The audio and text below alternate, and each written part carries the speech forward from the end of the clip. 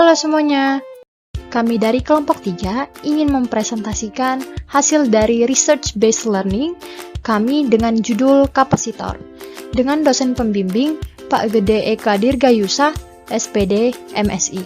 Kami dari S1 Sistem Informasi Institut Teknologi Del.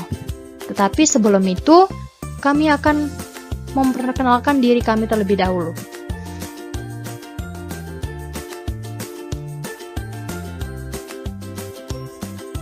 Perkenalkan, saya sendiri Agnes Areva dengan NIM 12S22049. Dan teman saya, Jessica Siburian dengan NIM 12S22018. Kemudian, Katrina Tambunan dengan NIM 12S22043. Dan Gracia Purba dengan NIM 12S22040. Lalu ada Indah Sihombing dengan NIM 12S22041. Ada juga Bronson Sialagan dengan NIM 12S22025. Dilanjutkan dengan Rosari Simanjuntak dengan NIM 12S22052. Yohana Sitanggang 12S22050. Dilanjutkan dengan Lena Hutapea dengan NIM 12S22017. Dan yang terakhir Jeremy Samosir dengan NIM 12S22029. Next, Table of Contents. Konten yang pertama ada dasar teori. Itu akan dijelaskan kapasitor, kapasitansi, hal-hal yang mempengaruhi kapasitas kapasitor. Yang kedua ada alat dan bahan. Yang ketiga prosedur pembuatan. Keempat, ada analisis data, di mana akan jelaskan data uji coba. Dan yang kelima, kesimpulan. Nah, dari tiap-tiap konten ini, itu akan dijelaskan oleh tiap-tiap anggota. Jadi, selamat menyaksikan.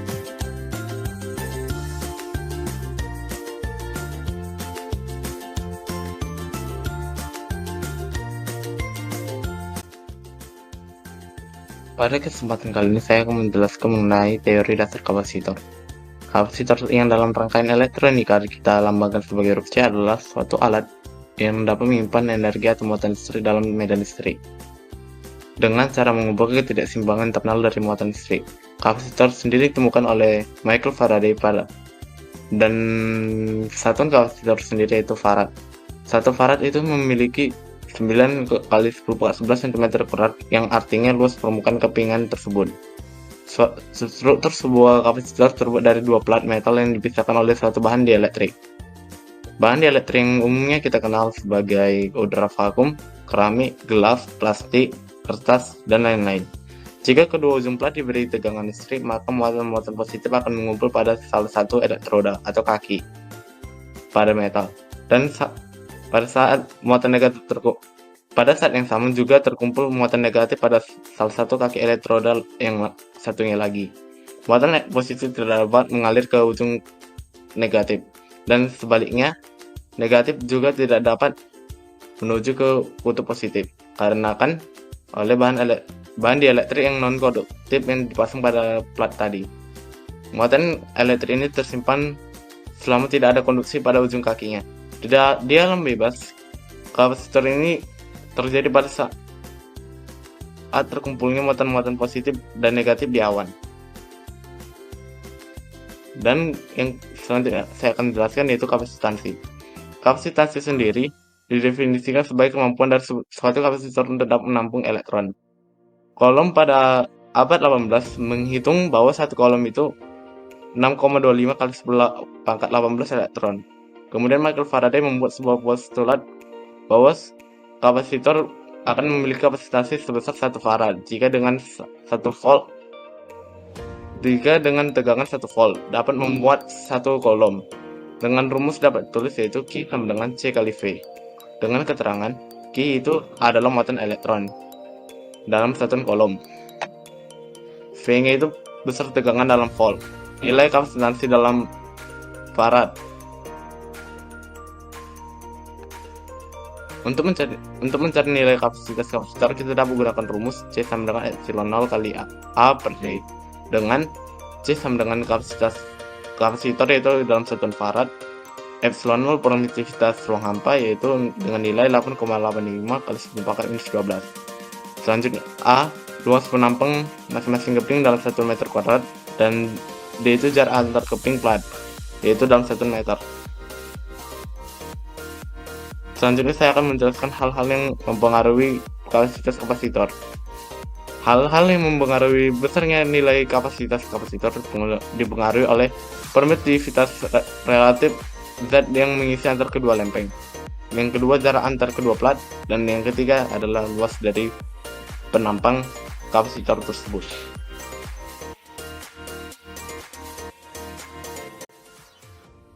Yang pertama ada bahan utamanya yaitu kabel, selanjutnya ada kertas mika, selanjutnya ada kertas minyak, selanjutnya ada aluminium foil, selanjutnya yaitu lem, selanjutnya itu ada kertas biasa atau kertas HPS, selanjutnya itu ada plastik, selanjutnya itu ada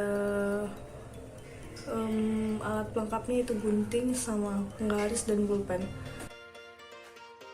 Ukuran yang paling besar yaitu dengan lebar plastiknya yaitu dengan lebar 20, dengan panjang 25, dan dengan kertas aluminium foilnya itu ada lebarnya 18, selanjutnya panjangnya 23 cm. Selanjutnya itu ada aluminium foil dan dengan kertas mika, lebarnya itu 15, dengan panjang itu 21, dengan panjang aluminium foil dengan 19,3 cm, dengan lebar aluminium foilnya itu 13,7 cm. Selanjutnya itu ada untuk panjang kertasnya itu ada 10 cm, dengan panjang 15 cm dan dengan lebar 10 cm. Kita buat dengan kertas aluminium foilnya dengan panjangnya itu ada 13 cm dan lebarnya ada 8 cm.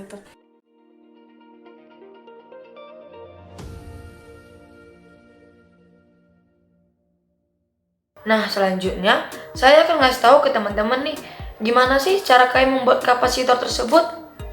Nah, yang pertama, di proyek kali ini, kalian membuat 3 kapasitor dengan 3 bahan. Yang pertama, dari bahan mika. Yang kedua, dari bahan kertas. Dan yang terakhir, dari bahan plastik. Nah, yang pertama-tama saya akan menjelaskan kapasitor yang terbuat dari bahan mika. Terlebih dahulu, kita sudah mengukur dulu kan mikanya dan aluminium foilnya sesuai yang teman saya jelasi di part sebelumnya. Nah, setelah itu, mulailah kita menempelkan aluminium foil itu di atas mikanya. Nah, tapi ketika kita menempel aluminium foil yang di atas mika, kita harus mempunyai sisa sekitar 1-2 cm. Nah, sebelum lanjut ke langkah berikutnya, kita kan juga sudah mempunyai kabel yang terlebih dahulu sudah dibakar dan dikupas kulitnya. Lalu kabel ini akan kita tempel di atas aluminium foil yang tadi. Nah, jangan lupa untuk dilem agar tidak terlepas. Nah, untuk lapisan pertama sudah selesai. Kita harus membuat lapisan kapasitor yang terbuat dari mika ini agar tampak tebal. Oleh sebab itu, kita akan mengulangi langkah yang sama untuk membuat beberapa lapisan. Nah, setelah semua selesai, mulailah kita menggulung kapasitor-kapasitor tersebut ini. Nah, jangan lupa ya, menggulungnya itu harus seketat mungkin, kalau bisa tidak menyisakan lubang udara sedikit pun. Nah, selesailah kapasitor yang terbuat dari mika. Nah, kita kan membuat kapasitor dengan 3 bahan, dengan bahan plastik, mika, dan kertas. Untuk kapasitor yang terbuat dari bahan kertas dan plastik, itu pengerjaannya tidak jauh beda, atau bisa dibilang sama persis seperti bahan mika yang tadi. Teman-teman hanya perlu mengulang langkah yang sama yang saya jelaskan dari awal untuk membuat kapasitor dari bahan kertas dan plastik. Sekian penjelasan saya tentang prosedur pembuatan kapasitor.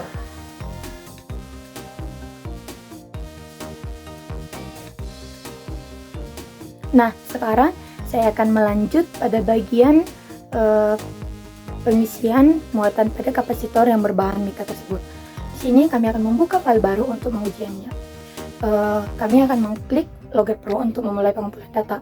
Setelah 5 detik grafik mulai terekam, kami akan mengatur switch SW2 ke arah pin 32 atau on. Hal ini dilakukan untuk mengisi muatan pada kapasitor. Nah, untuk kapasitor yang terbuat dari bahan kertas dan juga plastik, pengerjaannya tidak jauh berbeda atau bisa dikatakan persis seperti bahan mika yang sudah saya jelaskan tadi. Nah, sekarang saya akan melanjutkan pada bagian pengujian kapasitor. Sebelum masuk ke dalam pengujiannya, terlebih dahulu kami merangkai kapasitor yang sudah kami buat. Di mana prosedur percobaannya itu yang pertama itu memerhatikan power supply berada dalam kondisi off atau jangan dihubungkan dulu ke tegangan PLN. Yang kedua, merangkai rangkaian listrik kapasitor dan dengan menggunakan kabel seperti yang ditunjukkan pada gambar di samping ini. Nah, yang ketiga, menghubungkan diferensial voltage probe ke probe Labcast Mini CH1. Yang keempat, menghubungkan capit kabel diferensial voltage ke ujung-ujung kapasitor, di mana kita harus memerhatikan kabel merah dengan ujung kapasitor berbahan mika, kertas, dan juga plastik yang terhubung dengan resistor atau pin 20. Sedangkan kabel hitam dengan ujung lainnya dari kapasitor berbahan mika, kertas, dan juga plastik tersebut atau pin 21 seperti yang ditunjukkan pada gambar. Nah, yang kelima, kami menghubungkan Labcast Mini dengan komputer atau laptop menggunakan kabel USB, di mana kita harus memperhatikan jika lampu indikator pada Labcast Mini sudah berwarna kuning, maka sambungan telah terpasang dengan sempurna.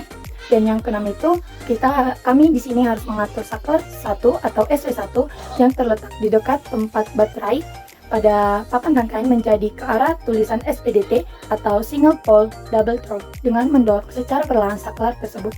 Dan langkah terakhir itu kami akan mengatur saklar SW2 agar menjadi ke arah pin 34 atau off. Nah, sekarang kita bisa masuk ke dalam tahap pengujiannya, di mana saya akan menjelaskan pada pengujian pada kapasitor berbahan mika. Untuk bagian pengosongan muatan pada kapasitor, langkahnya yaitu membuka software Loget Pro pada laptop sehingga muncul jendela seperti yang ditunjukkan di samping. Nah, yang kedua itu menekan tombol power pada power supply menjadi on. Nah, di situ kita harus memastikan tegangannya adalah 3V DC. Yang ketiga, kami akan memindahkan switch SW2 menuju ke arah pin 32 atau on. Di sini kami akan membiarkannya selama 10 detik. Hal ini kami lakukan untuk mengisi muatan pada kapasitor.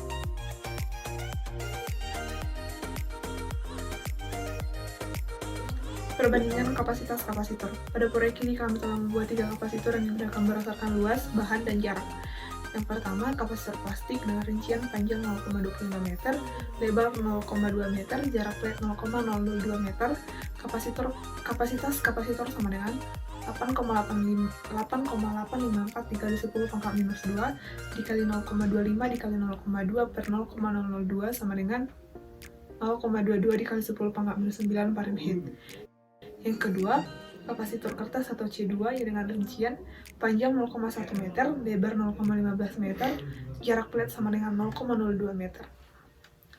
Kapasitas kapasitor C2 sama dengan 8,854 dikali 10 pangkat minus 2 dikali 0,1 dikali 0,15 per 0,002 sama dengan 0,0666 kali 10 pangkat minus 9 Fahrenheit.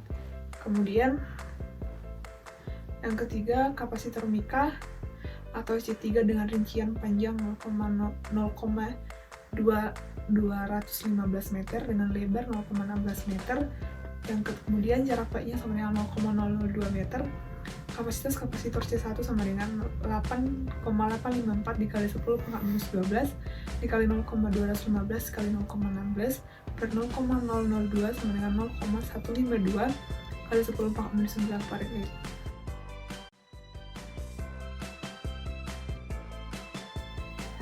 Kali ini saya akan menjelaskan grafik yang terbentuk ketika kami melakukan pencobaan untuk mengetahui apakah kapasitor yang telah kami buat itu bisa menyimpan muatan listrik atau belum. Kali ini kami akan menggunakan metode pengisian dan pengosongan kapasitor seperti yang sudah kami pelajari di praktikum fisika dasar semester 1. kami akan melakukan pencobaan pengisian dan pengosongan kapasitor terhadap 3 kapasitor yang telah kami buat, di mana pembedanya terdapat di bahan dielektriknya. Yang pertama adalah grafik pengisian kapasitor. Nah, seperti yang tertera di gambar bahwa pada awalnya kapasitor itu masih kosong atau belum ada muatan listrik, seperti yang terlihat bahwa potensial atau muatan awalnya itu adalah min 0,039 volt. Nah, kami akan melakukan pengisian kapasitor di detik kelima, di mana bisa tertera di gambar bahwa grafiknya itu naik secara signifikan sampai kepada potensial maksimumnya yaitu 0,916 volt. Hal ini membuktikan bahwa grafik dengan bahan dielektrik kertas ini bisa menyimpan muatan listrik. Yang kedua adalah grafik pengosongan kapasitor. Nah, pada awalnya itu kapasitor sudah terisi, seperti yang terlihat di gambar bahwa potensial awalnya yaitu 0,995 volt. Nah, kemudian kami akan melakukan percobaan pengosongan kapasitor di detik kelima. Terlihat jelas bahwa di grafiknya itu turun secara perlahan atau tidak signifikan sampai kepada potensial minimumnya yaitu 0,122 volt. Nah, hal ini juga membuktikan bahwa kapasitor dengan bahan dielektrik berupa kertas ini bisa mengosongkan muatan listrik. Yang kedua, pengosongan kapasitor dengan bahan elektrik berupa plastik mika. Yang pertama, pengosongan. Awalnya kapasitor sudah terisi penuh dengan maksimum potensialnya yaitu 3 volt. Kemudian kami mengosongkan di titik kelima, sehingga grafiknya kapasitor turun secara signifikan sampai pada potensial minimumnya yaitu 0,009 volt. Hal ini membuktikan bahwa kapasitor dengan bahan elektrik berupa plastik mika dapat mengosongkan muatan listrik. Yang kedua, pengisian. Pada percobaan kapasitor dengan bahan elektrik pada plastik mika, kami mencoba melakukan pengisian dan pengosongan pada kapasitor. Berikut grafik pengosongannya. Awalnya, kapasitor sudah terisi minimum karena kesalahan internal. Grafik pengisian tidak dapat ditampilkan. Di grafik pengosongan juga sudah membuktikan kapasitor bisa mengisi muatan karena potensial yang awalnya adalah 3 volt. Yang ketiga, percobaan kapasitor dengan bahan elektrik berupa plastik. Jenis plastik yang kami gunakan adalah plastik resek yang tipis. Yang pertama, pengisian. Awalnya, kapasitor sudah dikosongkan seperti yang tertera di gambar bawah. Muatan atau potensial awalnya adalah 0,0351 volt. Kemudian kami coba mengisi di detik ke-5, di mana grafik kapasitor naik dengan perlahan sampai menuju potensial maksimumnya yaitu 1,09 volt. Hal ini membuktikan bahwa kapasitor dengan bahan elektrik berupa plastik dapat terisi muatan listrik. Yang kedua, pengosongan. Kapasitor yang awalnya sudah terisi tadi akan kita coba kosongkan kembali. Pada awalnya, muatan atau potensial awalnya adalah 10,07 volt. Kemudian kami kosongkan di titik kelima, sehingga grafik kapasitornya turun perlahan atau tidak signifikan sampai pada potensial minimumnya yaitu 0,421 volt. Hal ini membuktikan bahwa kapasitor dengan bahan elektrik berupa plastik dapat mengosongkan muatan listrik.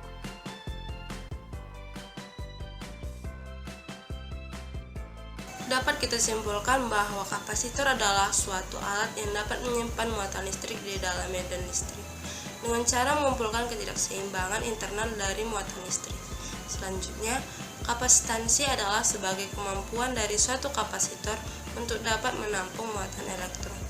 Untuk mencari jumlah muatan, dapat menggunakan rumus sebagai berikut, yaitu Q sama dengan C kali V.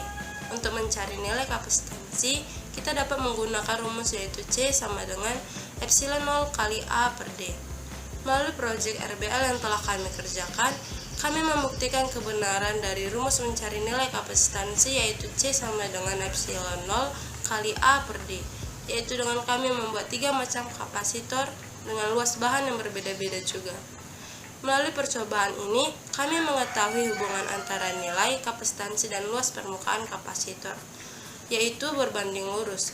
Artinya, semakin luas permukaan kapasitor, maka nilai kapasitansi juga akan semakin besar, tanpa mengubah jarak antar pelat. Baiklah, kita masuk ke penghujung yaitu ada log activity, di mana di sini kami menampilkan form kontrol bimbingan RBL Fisika Dasar dengan prodi S1 Sistem Informasi. Kami kelompok 3, beranggotakan saya sendiri Agnes Areva, yang kedua Indah Siombing, ada Yohana Sitanggang, Rosari Simanjuntak, Gracia Purba, Jessica Siburian, Lena Hutapea, Katrina Tambunan, Bronson Sialagan, dan Jeremy Samose. Jadi, yang pertama pada tanggal 28 November 2022 dengan topik bimbingan pembuatan kapasitor. Hasil bimbingan yaitu proses pengerjaan pembuatan kapasitor, data perhitungan yang akan dihasilkan, pembagian tugas pengerjaan pada laporan RBL.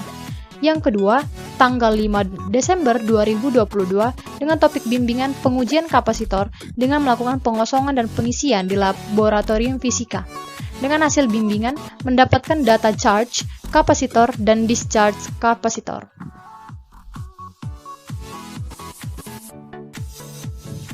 Pada slide berikutnya yaitu ada masalah. Kapasitor adalah salah satu komponen yang memiliki peranan sangat penting bagi alat elektronik. Dalam RBL ini, Anda diminta untuk membuat suatu kapasitor sederhana sehingga dapat digunakan untuk menyimpan muatan listrik.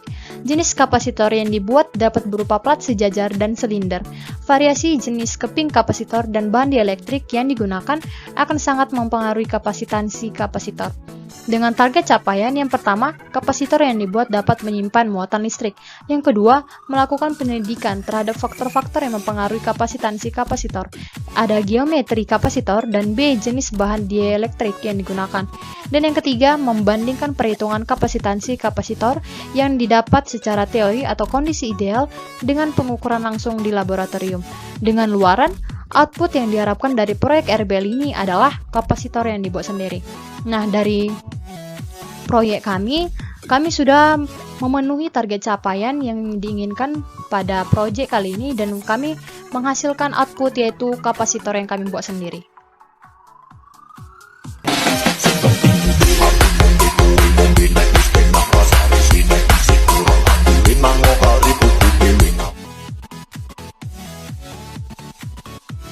Sekian dari pemaparan presentasi kami mengenai kapasitor. Mohon maaf jika ada kesalahan dari data ataupun perbuatan kami saat presentasi, dan kami mengucapkan terima kasih. Sampai jumpa.